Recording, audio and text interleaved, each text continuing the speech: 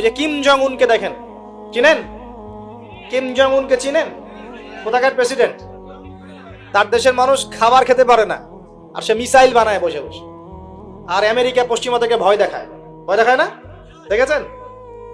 ওর ওই উত্তর কোরিয়া হামলা চালাতে হলে 100 বার চিন্তা করতে হবে পশ্চিমাদেরকে। হ্যাঁ, কারণ সে 8-10টা মুসলিম কান্ট্রির মতো না যাদের কাছে এরকম কোনো অস্ত্র নাই। কথা বুঝতে পারছেন? ওকে অত সহজে কিন্তু কেউ আক্রমণ করবে না। তারপরে ও আবার চায়নার সাথে ওর বন্ধুত্ব আছে, রাশিয়ার সাথে ওর বন্ধুত্ব আছে, ঠিক আছে? এর একটা অ্যালায়েন্স, এটাকে জিওপলিটিক্যাল ভাষায় ওদের অ্যালায়েন্স বলে। তো ওরা শক্তিশালী হলো কিভাবে? শুধুমাত্র ফাইন্যান্স দিয়ে না, এখানে পলিটিক্যাল ভিত্তি শক্ত, অস্ত্র শস্ত্র তাদের আছে। এখন বহির্বিশ্বের শত্রুরা ওদের দিকে চোখ তুলতে পারছে না, এত সহজ না। তো দেখেন আমাদের পিছিয়ে পড়ার এগুলোও কারণ আছে। মুসলিম কান্ট্রিগুলোর দিকে তাকায় দেখেন, কয়টা মুসলিম কান্ট্রি এইসব ক্ষেত্রে স্বয়ংসম্পূর্ণ? কয়টা কান্ট্রি দেখবেন আপনি? হ্যাঁ, বিশ্বকাপ আয়োজন করে বেড়াচ্ছে, বিশ্বকাপ ফুটবল আয়োজন করে বেড়াচ্ছে, পাশে ইয়েমেন সিরিয়ার মানুষ খেয়ে না খেয়ে মরে যায়, দেখার সুযোগ নাই। কি করছে? ওইখানে বেস ক্যাম্প দিয়ে রেখেছে পশ্চিমাদের জন্য, ওখানে বেস ক্যাম্প ঘাঁটি দিয়ে রেখেছে পশ্চিমাদের জন্য। এবং বহু মুসলিম কান্ট্রি যারা মানে আমাদের কাছে এখন আইডল হয়ে বসে আছে, জিওপলিটিক্যাল ভিত্তি দুর্বল, ইকোনমিক ভিত্তি দুর্বল, ফাইন্যান্স দুর্বল, আর আমরা আধ্যাত্মিকত্ব তো দুর্বলই। তো সব মিলিয়ে এই যে 100 বছরে আমরা পিছিয়ে পড়লাম, এখানে 100টা কারণ খুঁজে বের করা যাবে, এত কারণ বলার সময়।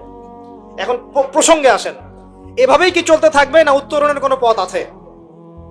আমরা কি চাই যে আমরা সে আবার ওই ইসলামের সোনালী যুগে ফিরতে পারি? না, গলায় তো সাউন্ড নাই। আমরা তো মনে হয় চাই না যে আবার ইসলাম ফিরে আসুক পরিপূর্ণরূপে। আমরা চাই বা না চাই, আল্লাহ রাব্বুল আলামিন তার নবীর মাধ্যমে জানিয়ে দিয়েছেন সভ্যতা শেষ হবে একজন নবীর হাতে, তার নাম নবী ঈসা ইবনে মারিয়াম। তিনি 40 বছর এই বিশ্ব শাসন করবেন, তার আগে কিয়ামত হবে না। এই যে আলামাতুস সাআ নিয়ে অনেক কথা আমি বলেছি, এটাও শুনে রাখেন, কিয়ামত হবে না ইনশাআল্লাহ ততদিন পর্যন্ত যতদিন পর্যন্ত নবী ঈসা ইবনে মারিয়াম আবার না আসছেন এবং 40 বছর বিশ্ব শাসন না করছেন। তিনি কোনো দেশ শাসন করবেন না, পুরো বিশ্ব শাসন করবেন। চিন্তা করতে পারছেন? এখন কি মনে হয় যে মুসলিমরা এরকম জায়গায় যাবে আবারও? আসলে কিন্তু বাইরের চোখ দিয়ে মনে হয় না, কিন্তু সত্যি কথা কি, ইতিহাস এভাবেই টার্ন করবে। কিভাবে করবে, কার মাধ্যমে করবে, আল্লাহ পাক জানেন, আমরা জানি না। আমরা যদি না পারি, আল্লাহ আমাদেরকে সরিয়ে দিবেন, সরিয়ে দিয়ে নতুন প্রজন্ম নিয়ে আসবেন। ওরা যদি না পারে, আল্লাহ ওদেরকেও সরিয়ে দিবেন, নতুন জেনারেশন নিয়ে আসবেন। তারাও যদি না পারে, আল্লাহ পাক কি বলছেন শোনেন। আল্লাহ পাক বলছেন সূরা মুহাম্মাদের মধ্যে, ওয়া ইন তাতাওয়াল্লাউ ইয়াস্তাবদিল কওমান গায়রাকুম সুম্মা লা ইয়াকুনু আমসালাকুম।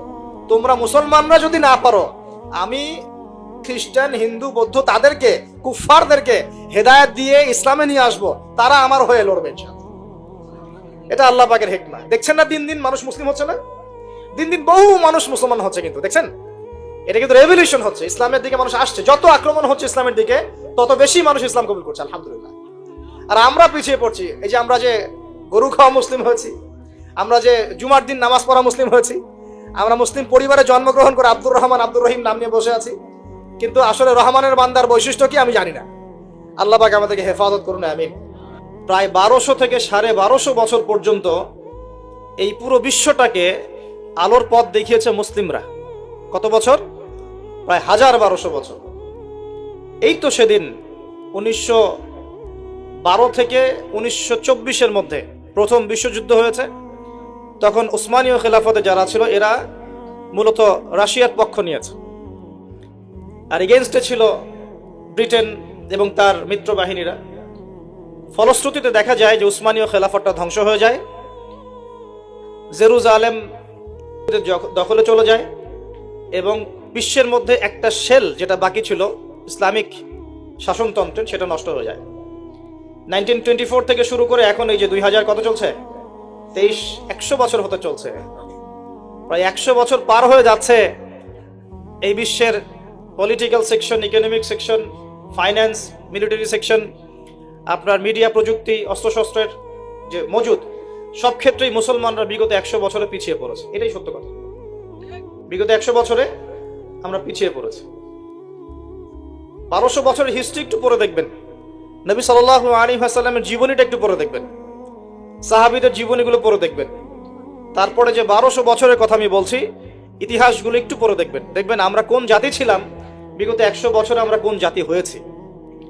এখনকার প্রজন্মকে আমাদের শেকড় চেনাতে হবে কি হবে না? এই যে আপনারা সিলেট অঞ্চলের মানুষ, কিভাবে ইসলাম এদিকে এসেছে কতজন জানে? আমরা যার কবরকে কেন্দ্র করে বিভিন্ন উৎসব করছি, তিনি এই জায়গায় এসেছিলেন 360 জন মানুষ নিয়ে, মাত্র 360 জন মানুষ। তৎকালীন সময় এখানে একজন জালেম শাসক ছিলেন, তার নাম হচ্ছে গৌর গোবিন্দ। নাম শুনেছেন? তার সময় মুসলিমদের উপর প্রচন্ড নির্যাতন হতো। এক ব্যক্তির সন্তান জন্ম হওয়ার ঘটনায় সে গরু জবাই করে মানুষকে খাওয়াতে চেয়েছিল, এতে করে তার সন্তানকে তার চোখের সামনেই জবাই করে মেরে ফেলা হয়েছে। এগুলো ইতিহাসে লেখা আছে, আমরা পড়েছি, আল্লাহ ভালো জানেন, আমরা এগুলো হিস্ট্রির মধ্যে পড়েছি। তো তিনি সোনারগাঁ চলে যান। সোনারগাঁ গিয়ে তৎকালীন বাংলার শাসককে তিনি বিচার দেন। তিনি কিছু ফোর্স পাঠান, সাথে পাঠিয়ে দেন এই ইয়েমেন থেকে আগত এই যে শাহজালাল রাহিমাহুল্লাহ এবং তার 360 জন। প্রথমে ছিল 210 জন। রাস্তায় আস্তে আস্তে আস্তে আস্তে দাওয়াতি কাজ করতে করতে করতে করতে আরো বেশ কিছু অনুসারী তার হন, তার হাতে বায়াত গ্রহণ করেন এবং 360 জনের একটা বাহিনী তিনি গঠন করেন। শুধু আধ্যাত্মিকত্বেই তিনি আল্লাহর মাআরিফাতওয়ালা মানুষ ছিলেন এমন নয়, বরং চলতি পথে মানুষকে দাওয়াতও দিয়েছেন। এক পর্যায়ে রাজা গৌর গোবিন্দের বিরুদ্ধে সশস্ত্র যুদ্ধও করেছেন। আপনারা কি মনে করেন এই অঞ্চলে ইসলাম কিভাবে এসেছে? খালি দাওয়াতের মাধ্যমে? আমি এখন যা দিচ্ছি এটা দাওয়াত, আমি যা দিচ্ছি এটা দাওয়াত। আমি আপনাকে নামাজের দাওয়াত দিতে পারি, কিন্তু নামাজ আমি এখানে প্রতিষ্ঠা করতে পারবো না। আমার কথা কি বুঝতে পারছেন? কিন্তু উমর রাদিয়াল্লাহু আনহুর যুগে নামাজ প্রতিষ্ঠিত ছিল। কেউ নামাজ না পড়লে শাস্তি প্রদান করা হতো। যখন আপনি নামাজ না পড়লে মুসলিমদেরকে শাস্তি দিতে পারবেন, বালেগ বিনা ওজরে নামাজ পড়ছে না, নামাজের ওয়াক্ত হয়ে গেছে, হাইয়া আলাস সালাহ, আজান হচ্ছে, দোকান খুলে ব্যবসা করছে, যখন ওই দোকানে গিয়ে চার্জ করতে পারবেন তখন সালাত কায়েম হয়েছে। এখন আমরা সালাতে দাওয়াত দিচ্ছি, ভাই নামাজের দিকে আসেন। বিগত 100 বছরের অবস্থা আমি ব্যাখ্যা করবো ইনশাল্লাহ সামনে, এটা বলে শেষ করি। তিনি শুধু দাওয়াতই দেন নাই, মানুষের আধ্যাত্মিক বিষয়গুলো পরিবর্তন করেছেন। তার অনুসারীদেরকে নিয়ে সেখানে এসেছেন। ইতিহাসের বইগুলোতে লেখা আছে সেই রাজা জাদুবিদ্যায় পারদর্শী ছিল, জাদুবিদ্যায় পারদর্শী ছিল। ব্রহ্মপুত্র নদী থেকে শুরু করে সুরমা পর্যন্ত প্রত্যেক নদীর নৌযান তিনি বন্ধ করে দেন, যাতে শাহজালাল রাহিমাহুল্লাহ এখানে আসতে না পারে। যখন ইমানের সৈনিকরা মাঠে নামে তখন কুফররা ভয় পায় না? পায় কি পায় না? তো তারাও ভীত ছিল তখন, কারণ যখন আপনি জুলুম করবেন কারো উপরে না, তখন অটোমেটিকলি আপনার মনের মধ্যে একটা ভয় কাজ করবে। যখন আপনি কারো প্রতি জুলুম করবেন, অটোমেটিকলি মনের মধ্যে একটা ভয় কাজ করবে আপনার। যখন আপনি শিরক করবেন, মনের মধ্যে ভয় কাজ করবে। যখন আপনি নবী সুন্নতের খেলাফ চলবেন, ইসলামের এগেইনস্টে শত্রুতা করবেন, মনের কোথায় জানি একটা অজান্তে একটা ভয় কাজ করবে, না জানি আল্লাহ কবে আমাকে ধরেন, হবে না? আর যখন আপনি ভিতর থেকে পবিত্র এবং ভিতর থেকে শক্ত, যে না আমি ইমানের উপর আছি, আল্লাহর হুকুম আহকাম পালন করছি, নবী সুন্নত মেনে চলছি, ইসলামের দাওয়াত দিচ্ছি, আপনার ভিতরে কোথায় জানি একটা কনফিডেন্স থাকবে যে আল্লাহ আমার সাথে আছে। আর কেউ থাক না থাক, আল্লাহ আমার সাথে আছে। দুনিয়াতে না হোক, আল্লাহ পরকালে আমার সাথে আছে। দুনিয়া আখিরাত উভয় জাহানেই আল্লাহ পাক সাথে থাকবেন ইনশাআল্লাহ। তো জাদুবিদ্যা কাজ করলো না। বলা হয়, এটা সত্য মিথ্যা আমরা জানি না, বলা হয় যে নৌযান ছাড়াই আল্লাহ পাকের কুদরতে, আল্লাহ পাক তার কুদরত কিন্তু তার বান্দার মধ্যে প্রকাশ করতে পারেন যাকে ইচ্ছা। তিনি নদী পার হয়েছেন, তার সৈন্যদেরকে নিয়ে পার হয়েছেন, এটা বলা হয়ে থাকে। আল্লাহ ভালো জানেন, আমরা সত্য মিথ্যা বলতে পারবো না। এরপরে এখানে সর্বশেষ যেটা পদক্ষেপ নেওয়া হয়েছিল, লোহা দিয়ে জাদু করা হয়েছে, শিল দিয়ে জাদু করা হয়েছে। এই শিলের জাদু কে ভাঙতে পারবে, এই কথা শাহজালাল রাহিমাহুল্লাহ তার অনুসারীদেরকে বলছিলেন যে তোমাদের মধ্যে যে ব্যক্তি ফজরের নামাজ কোনোদিন কাজা করো নাই, সে উঠে আজান দিলে ইনশাআল্লাহ আল্লাহ পাক এই জাদু ভ্রষ্ট করবেন। সম্ভবত নাসির উদ্দিন নামক একজন ব্যক্তি, বুরহানুদ্দিন, শুকরিয়া স্যার, বুরহানুদ্দিন নামক একজন ব্যক্তি, তিনি দাঁড়িয়ে বলেন যে আমি কোনোদিন ফজরের নামাজ কাজা করি নাই। চিন্তা করতে পারেন, উম্মার বিজয় কাদের হাতে হয়েছে? বেনামাজিদের হাতে, আমাদের মতো বেনামাজিদের হাতে। আমরা যারা পর্দা করি না আমাদের হাতে, আমরা যারা সুদ খাই আমাদের হাতে, আমরা যারা ব্যভিচার করছি, পরকিয়া করছি, জেনা করছি, মাদক খাচ্ছি, এই তরুণ সমাজ, আমাদের হাতে কি উম্মার বিজয় হবে? কি মনে হয় আপনাদের? একদিনও ফজরের নামাজ কাজা হয়নি, সেই ব্যক্তি উঠে আজান দিয়েছেন, সুবহানাল্লাহ। আর শাহজালাল রাহিমাহুল্লাহ তখন বলেছিলেন যে শিল হট, মানে এটা ভেঙে যাওয়ার জন্য। এই শিল এবং হট একত্রিত হয়ে পরবর্তীতে আস্তে আস্তে সিলেট নামটা হয়েছে। তার আগের নাম ছিল জালালাবাদ। কি নাম ছিল? জালালাবাদ।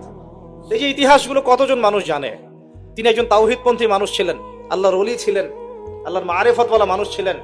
অনুসারীদেরকে নিয়ে তিনি শুধু দাওয়াতই দেন নাই, জালেমের প্রাসাদ পর্যন্ত চলে গেছেন যুদ্ধ করতে করতে, করেন নাই? এই যে ইসলাম কিভাবে প্রতিষ্ঠা হলো দেখেন। আর শেষের 100 বছরে কি হলো? ওই 1200 বছরের ইতিহাস আমরা ভুলে গেলাম, কি হলো শেষের 100 বছর? আমি আপনাদেরকে ফাইন্ড আউট করছি। দেখুন, লাস্ট 100 বছরে আমাদের মুসলিম উম্মার প্রথম যে সমস্যাটা হয়েছে এটা হলো আমরা কোরআন এবং সুন্নাহর যে পরিপূর্ণ জ্ঞান অর্জন, এই জ্ঞান অর্জনের পিছনে পর্যাপ্ত মেহনত করছি না। এটা 1 নম্বর পয়েন্ট। আমরা কি সবাই কোরআন পড়তে জানি? হলফ করে বলতে পারবেন প্রত্যেক ব্যক্তি, আপনারা যারা শুনছেন আমার লেকচার, সবাই কোরআন তেলাওয়াত করতে পারেন বিশুদ্ধ করে? তারপরে যদি জিজ্ঞাসা করি আমরা কতজন কোরআনের অন্তত একটা পারা মুখস্থ করেছি, হাত উঁচু করতে পারবেন? তারপর যদি প্রশ্ন করি আমাদের মধ্যে কতজন জীবনে অন্তত একটা বার আলিফ লাম মিম থেকে মিনাল জিন্নাতি ওয়ান নাস পর্যন্ত অর্থ সহ পড়েছি অন্তত একবার আল্লাহর কিতাব, হাত উঁচু করতে পারবেন? আমাকে উত্তর দেন। তাহলে বিগত 100 বছরের উম্মার অবস্থা এমন হবে না কেন? আমরা কতজন ব্যক্তি 5 ওয়াক্ত নামাজ পড়ি? উঁচু লেভেলের কথাবার্তা বলে আসলে লাভ নাই মাহফিলগুলোতে। আমি এটা শিখেছি মাহফিলে এসে। প্রথম দিকে আমি খুব হাই থটের কিছু লেকচার দিতাম ওয়ার্ল্ড অ্যাফেয়ার্স নিয়ে। পরে দেখলাম যে আসলে আমরা এমন একটা জায়গায় আছি, এখানে আমাকে প্রশাসনের অনেক ভাই অনেক হেল্প করেছে, অনেক রাজনৈতিক নেতৃবৃন্দ আমাকে অনেক হেল্প করেছে, সমাজ নেতা আমাকে অনেক হেল্প করেছে, আমাদের আলেম ওলামাদের মধ্যে অনেকেই, হকপন্থী অনেক ওলামায়ে কেরাম আমাকে কাছে ডেকে নিয়ে অনেক হেল্প করেছে। বুঝিয়েছে যে কথাগুলো মানুষ বুঝতে পারবে না সেগুলো পাবলিকলি বলার কোনো মানে হয় না। পরে আমিও ফিল করলাম যে আসলেই তাই। যেখানে আমি আলোচনা করছি ওইখানকার মানুষ নামাজ পড়ছে না, আমি সেখানে গিয়ে কিভাবে ইকোনমিক বিষয়গুলো বোঝাবো? আমি এমন একটা জায়গায় লেকচার দিচ্ছি যেখানকার মানুষ কোরআন তেলাওয়াত করতে জানছে না, আমি কিভাবে কোরআনের হুকুম আহকামগুলো প্রতিষ্ঠানের কথা বলবো? আমরা এমন একটা জায়গায় বসে আছি যে আমরা সবাই নবীর সুন্নত অনুযায়ী দাঁড়িয়েও রাখছি না। এটা তো একটা সুন্নত আমল, জীবনের প্রত্যেক ক্ষেত্রে সুন্নতের কথাই বলছি না, নিজের দেহের কথাই বলছি, সেখানেও আমরা পিছিয়ে পড়ছি। তাহলে আমি উঁচু লেভেলের কথাবার্তা কিভাবেই বলতে পারি? তখন নিজেকে আরো গুটিয়ে নিলাম, নিয়ে আবার প্রাথমিক অবস্থা থেকে আলোচনা করা শুরু করব। সালাত কেন্দ্রিক, পড়াশোনা কেন্দ্রিক, যাকাত কেন্দ্রিক, সাওম কেন্দ্রিক, শিরক, তাওহীদ, আকীদা, ঈমান, সুন্নাত এগুলো কেন্দ্রিক। এই মাহফিলের সিজনে আমি এগুলোই বলেছি, এর বাইরে কিছু বলিই নি এখন, কারণ মনে করছি যে এগুলো বলার মতো পরিবেশ নাই। আমাদের সবার আগে দরকার জ্ঞানের বিপ্লব। সর্বপ্রথম যেটা প্রয়োজন এই উম্মার সেটা হলো জ্ঞানের বিপ্লব। প্রত্যেক ব্যক্তিকে আল কোরআন তেলাওয়াত করা শিখতে হবে আগে। ওয়াদা করেন, রাজি আছেন কিনা? প্রত্যেক ব্যক্তিকে আল কোরআনুল কারীম বিশুদ্ধ করে তেলাওয়াত করা শিখতে হবে আগে, ইনশাআল্লাহ। ইনশাআল্লাহ যদি আমি আগামী বছর আসি, আমি 5টা কাজ আপনাদেরকে দিয়ে যাচ্ছি। আগামী বছর এসে আমি 5টা কাজ আগে নিব, তারপর আলোচনা হবে। 1 নাম্বার, সবাইকে বিশুদ্ধ কোরআন তেলাওয়াত করা শিখতে হবে, 1 নাম্বার। 2 নাম্বার, অন্তত একবার আলিফ লাম মিম থেকে মিনাল জিন্নাতি ওয়ান নাস পর্যন্ত এই 30 পারা কোরআন অর্থ সহ অন্তত একটা বার পড়ে দেখতে হবে 1 বছরে। পারবেন? আমি হিসাব করে দেখেছি, যদি প্রত্যেক দিন আপনি 20টা করে আয়াত তেলাওয়াত করতে পারেন এবং 20টা আয়াতের অর্থ পড়তে পারেন, আপনি 1 বছরে আল কোরআন শুরু থেকে শেষ পর্যন্ত অর্থ সহ পড়তে পারবেন। দৈনিক 20টা আয়াত পড়া খুব কঠিন। প্রত্যেক ফরজ নামাজের পরে যদি 4টা করে আয়াত পড়েন তাও 16টা আয়াত হয়, 20টা আয়াত হয়, সরি। 5 ওয়াক্ত ফরজ সালাতের পরে যদি আমরা 4টা করে আয়াত তেলাওয়াত করি, যে কোনো 4টা আয়াত একদম শুরু থেকে নিয়ে 4টা করে আয়াত পড়ি এবং অর্থগুলো পড়ি, 5 ওয়াক্ত নামাজ শেষে আমরা 20টা আয়াত তেলাওয়াত করে ফেলব। খুব কঠিন। 2 নাম্বার কাজ। 3 নাম্বার হচ্ছে আমাদের প্রিয় নবী মুহাম্মদুর রাসূলুল্লাহ সাল্লাল্লাহু আলাইহি ওয়াসাল্লামের জীবনী গ্রন্থ অন্তত একটা বার 1 বছরে পড়ে দেখতে হবে। পারা যাবে ইনশাআল্লাহ? একটা বইয়ের নাম বলে দেব, আর রাহিকুল মাখতুম। কি নাম? আর রাহিকুল মাখতুম। যদি বই কিনতে না পারেন, সামর্থ্য না থাকে, আমাকে বলেন, কিনে দেব ইনশাআল্লাহ। প্রয়োজনে আমরাই কিনে দেব, তাও পড়েন। আর রাহিকুল মাখতুম এই বইটা হচ্ছে 1182টা বইয়ের মধ্যে প্রথম পুরস্কার প্রাপ্ত বই। লেখক হচ্ছেন আল্লামা সফিউর রহমান মোবারকপুরী রাহিমাহুল্লাহ। অন্তত এই বইটা পড়তে পারবো না? নবীর জীবনী জানার কোনো প্রয়োজন নাই ভাই। শোনেন, আমি যদি এখনই জিজ্ঞাসা করি আপনাদেরকে, বাংলাদেশ ন্যাশনাল ক্রিকেট টিমের টেস্ট অধিনায়কের নাম কি বলেন? মাশাআল্লাহ। বলেন টি-20 ক্যাপ্টেনের নাম কি? তাই টি-20 ক্যাপ্টেন কে?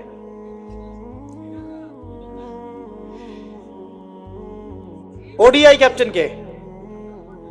আর্জেন্টিনার 3 জন প্লেয়ারের নাম বলতে পারবেন? ব্রাজিলের 5 জন প্লেয়ারের নাম বলতে পারবেন?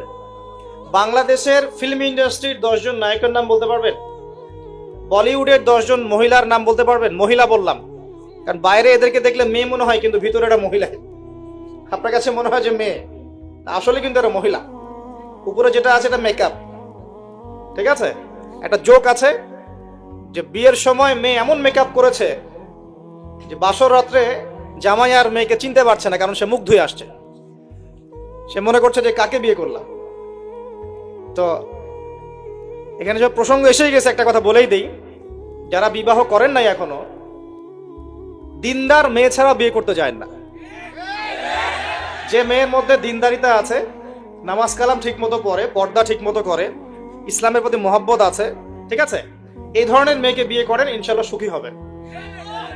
যদি অন্য কিছু সার্চ করেন, হ্যাঁ দিনদারিতা থাকার পরে যদি আপনার মধ্যে সৌন্দর্য থাকে, বংশ ভালো হয়, অর্থ সম্পদ থাকে, আলহামদুলিল্লাহ, কোনো সমস্যা নেই, কিন্তু দিনদারিতা টপ প্রায়োরিটি পাবে।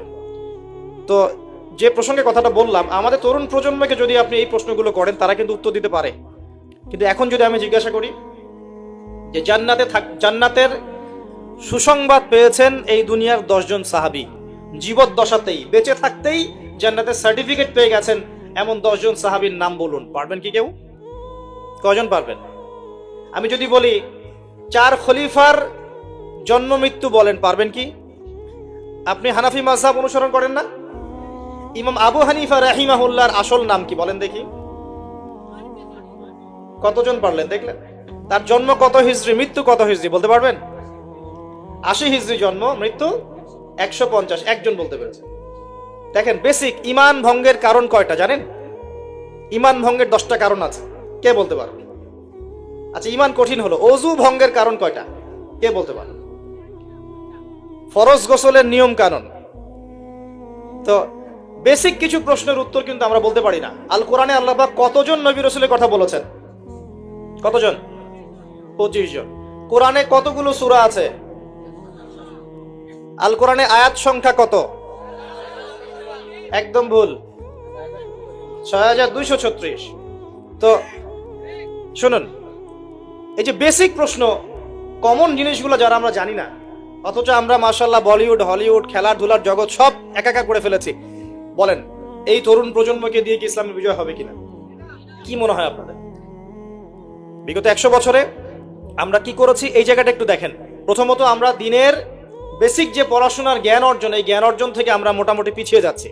আমরা মনে করছি যে এগুলো আলেম ওলামাদেরই কাজ, দায়ীদের, বক্তাদের, তাদেরই কাজ দিনকে নিয়ে ফিকির করা, আমাদের কোনো দায়িত্ব নাই। এটা কি ঠিক হবে? এই দিন কি আমাদের সবার না? বাংলাদেশ একটা রাষ্ট্র, বাংলাদেশ রাষ্ট্রটা কি শুধু পলিটিশিয়ানদের দ্বারাই টিকে থাকে? এখানে সাধারণ জনগণ আছে, পুলিশ প্রশাসন আছে, যুবক যুবতী আছে, শিশুরা আছে, বিভিন্ন অর্থনৈতিক সেক্টরে মানুষ আছে, ফাইন্যান্সের ক্ষেত্রে মানুষ আছে, মিলস, ইন্ডাস্ট্রিজ, ফ্যাক্টরিজ আছে, অনেক কিছু আছে। সবকিছু মিলেই কি একটা জাতি না? এখন যদি মনে একটা অংশের মানুষ দায়িত্ব ছেড়ে দেয়, শুধু প্রশাসন বলে যে আমরা দায়িত্ব পালন করবো না, আপনারা বোঝেন, তাহলে এই পুরো দেশের সিস্টেমটা কলাপস করবে না?